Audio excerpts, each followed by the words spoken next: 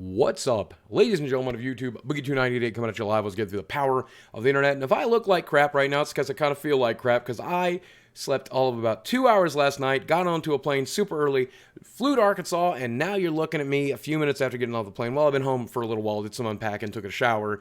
And now I'm filming a rambling video to go up today because I want to just talk to you guys and talk to you about E3. And I know a lot of you guys don't play video games, so bear with me. I'm going to talk about video games a little bit in this, but I'm also going to talk quite a bit about my experiences as a person in my new body, in my new brain, newly single, new whatever, everything changed at this E3, and what a cool experience it was. So for those of you who don't know, the folks over at YouTube Gaming, specifically Jeff Keighley, who does their YouTube coverage and does the E3 Coliseum, does all kinds of crazy stuff during E3, came out of the Creator Summit. Jeff Keighley asked me to come and do some of the YouTube live coverage. Now, as you guys know, I do Twitch streaming, and normally I would co-stream his stream, and I would do it from, Twitch from the comfort of my own home, but I always wanted to go to E3. It's a good excuse to go. Jeff said he'll make it worth it if I come out. Boy, did the team make it worth it. I thought I was going to do one or two segments each day. It was pretty much YouTube gaming coverage with me on the hour every hour. It was, I think it was the most used creator, but of course everybody else had other engagements. I was pretty much just locked down to the creator studio, which is a good problem to have. And I got to do all kinds of crazy segments. Stuff I was kind of decent with, I've worked with Angry Joe, I've worked with iJustine, I've worked with Kyle Bossman, worked with all these people before, so doing little reactions and roundtables with them like that, especially Jeff Keighley, I'm very comfortable doing that. They did have me do something crazy that I was not comfortable with at first. They wanted me to stand up and put a microphone into fans' faces and ask them questions. There's an opportunity for trolling there. Someone did troll me. They said the game they were most excited about was RuneScape. But I think I handled it pretty well. I don't seem to be on any of the cringe compilations, thanks to the folks at EA and Ubisoft mostly for that. But I didn't screw it up. I was pretty excited about that. So the first couple of days were pretty cool. I got to meet a lot of creators. I got to meet Ninja.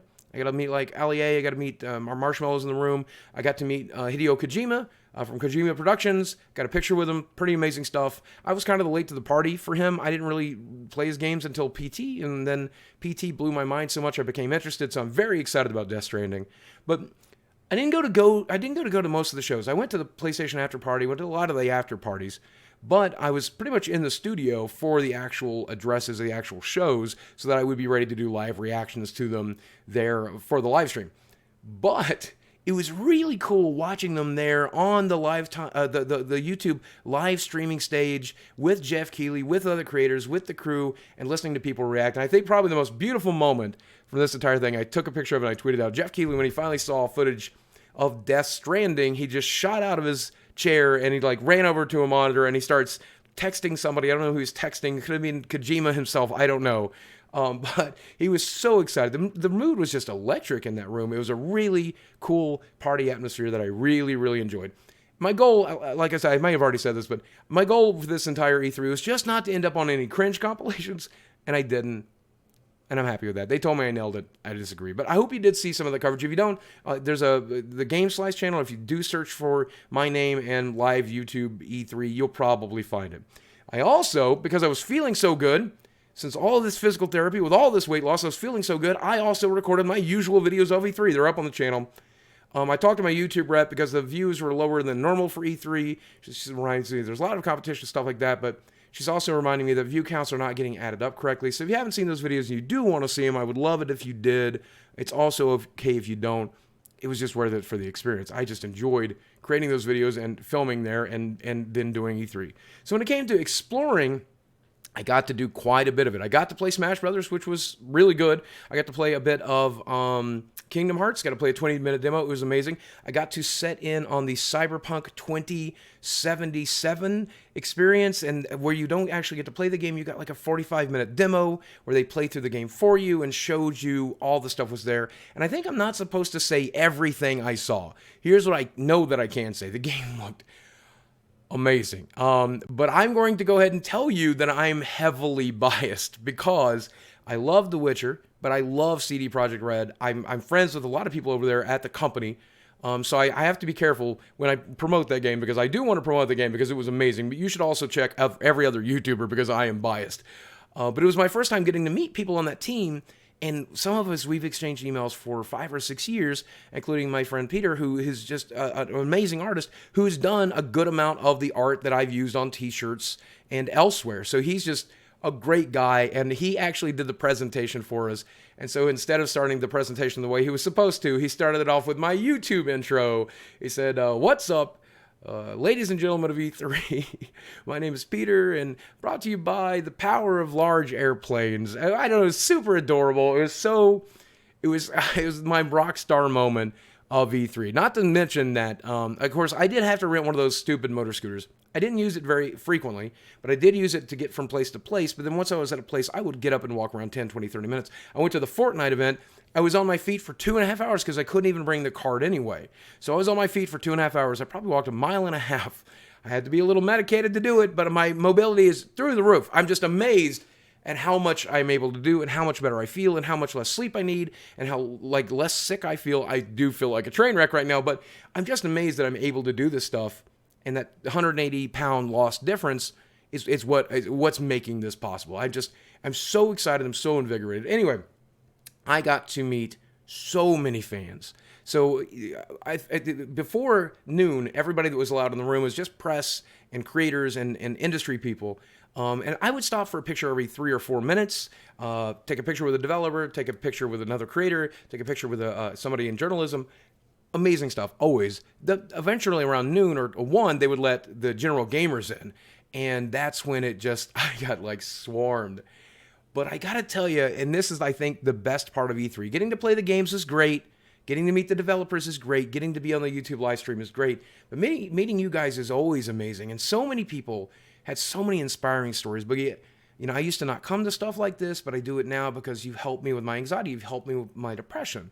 Boogie, I used to weigh 600 pounds. One guy told me he weighed 600 pounds. He's down to 240 pounds right now.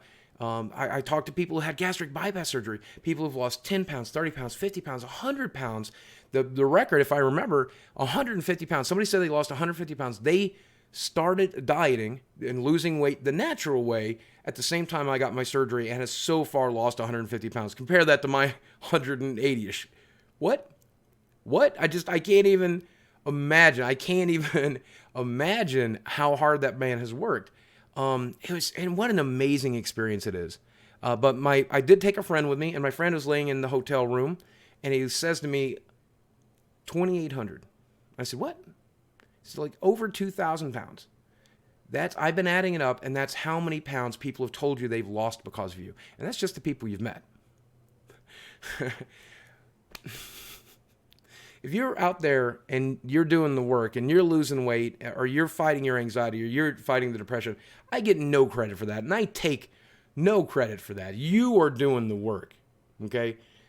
To know that I can be even just a small part of it, even if I just keep you company while you're doing that, means the world to me. It really does. It really does. Don't give me credit. All I do is make stupid, goofy videos. All I do is share my life with you. If you find that as a motivational to not make the same stupid mistakes I've made, then I'll take that shred of credit. But that's it. You're doing the work. You're the one killing it. You're the one, if I met you at E3, you're the one who packed it up and flew across the country or drove across the state to brave the crowds, to spend the money, to deal with your anxiety and depression and whatever bullshit that life is throwing at you. You're an inspiration to me, man. And I don't know if you can really understand that. When I meet fans at VidCon or upcoming RTX or E3 or any of this stuff, when I meet you guys, that's what keeps me going. I told several people this story. I think I recorded it in a video once before. My very first VidCon, I was ready to quit YouTube. So much negativity, and I was reading the negative comments. I've always been a person that reads the negative comments and takes them to heart. It really hurts sometimes. I don't really read them very much anymore, and I'm kind of immune to it now. But then, it's all I was getting was negative comments. I would get positive comments, but the negatives were so loud. But the very first VidCon, I met so many of you. You shook my hands. You told me that what I was doing was making an impact, that it was valuable to you, that it meant something to you, and maybe it made you laugh. Maybe it made you feel a little bit better. Maybe it made you want to try to work harder in life, or maybe just not make the same stupid mistakes I had made. And from that moment forward, I was just so excited to come back home and work. And every time I go to one of these events, it recharges the batteries. And I'm going to so many this year. It's very motivational. It keeps me eating right. It keeps me moving. It keeps me excited to move. It keeps me excited for progress because I know I'm going to get to meet more and more of you the better I do. And that's the best feeling in the world. So that said, I'm going to try to work a little bit more. I'm going to try to live stream tonight, and then I'm finally going to pass out because I'm running on about 2 or 3 hours of sleep. My lymphedema is murdering me. I'm itchy. I'm tired. I'm sore. I'm sick. And I get to get on a plane on Monday. This is the life I've chosen for myself. And I love it. Guys, thanks for watching. I love you very much. I'll speak with you again soon.